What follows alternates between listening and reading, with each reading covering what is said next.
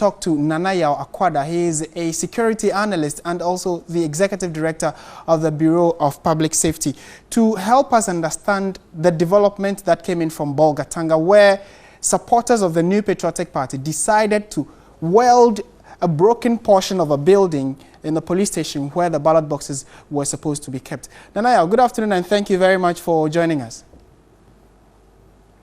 Good afternoon and good afternoon to your viewers. Right, to start with, are you surprised? Quite a number of people after this news broke were quite surprised that the police would even allow supporters of a particular party to come and weld off a broken portion of their building. But what do you make of it as a security analyst? Well, I think that comes across to people who are watchers of the security industry a bit surprising. Surprising in the entire sense of it. But of course, because we all know trust for our state institutions did not start today.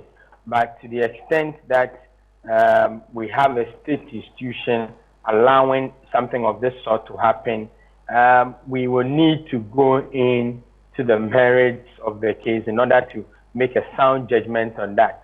But the fact that the police authorities allowed it suggests to me that probably they also believed that it was a possible avenue that could lead to a breach of the sanctity of the process. And so why not, if we have not been able to secure funds from the central government to secure portions of our building, and a group of people who are enthusiastic about the sanctity of the process would want to do it for us, why not? I think that if it was not done under compulsion, then we must commend the police for being that responsive.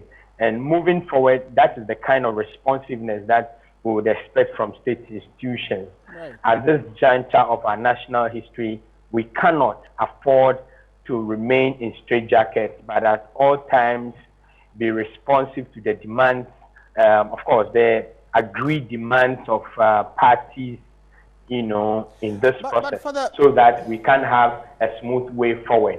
But if for the police to agree under compulsion, then we must begin to look at our state institutions right from Accra through to the last village in Ghana. Okay, but for the police to agree for the supporters to undertake such an exercise, there are those who commend the police, commend both parties, the police and those who came to do the welding, that there seemed to be a good relationship between the security agencies and the residents, which is a very commendable act. But what does that say about the readiness of the security forces, especially in Bolgatanga, to protect such a valuable asset as ballot boxes with votes in it?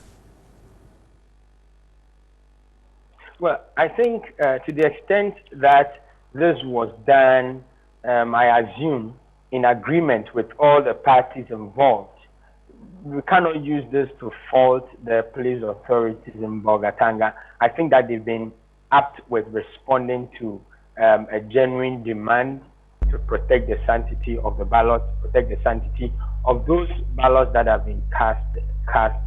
And to that extent, I think that we need to commend the Bolgatanga police authorities.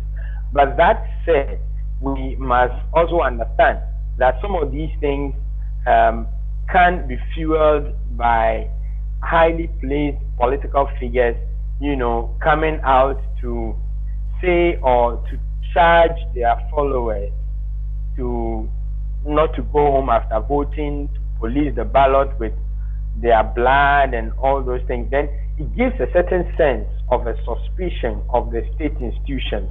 And so I think that at the IPAC level, it's important that the security itself is represented there if they are not.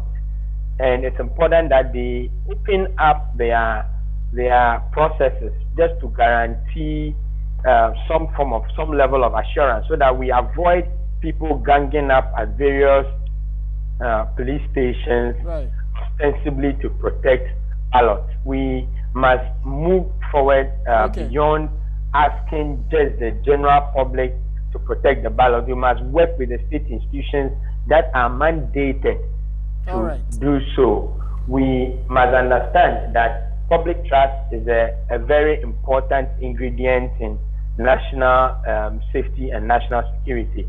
So if we, on the basis of partisan politics, throw public trust to the dogs, we'll come back to pay for it with our lives. Thank you. Thank you very much, Nanaya Akwada, for your insights or thoughts into this particular development. He is a security analyst and then also the director of the Bureau for Public Safety. Thank you very much for speaking with us.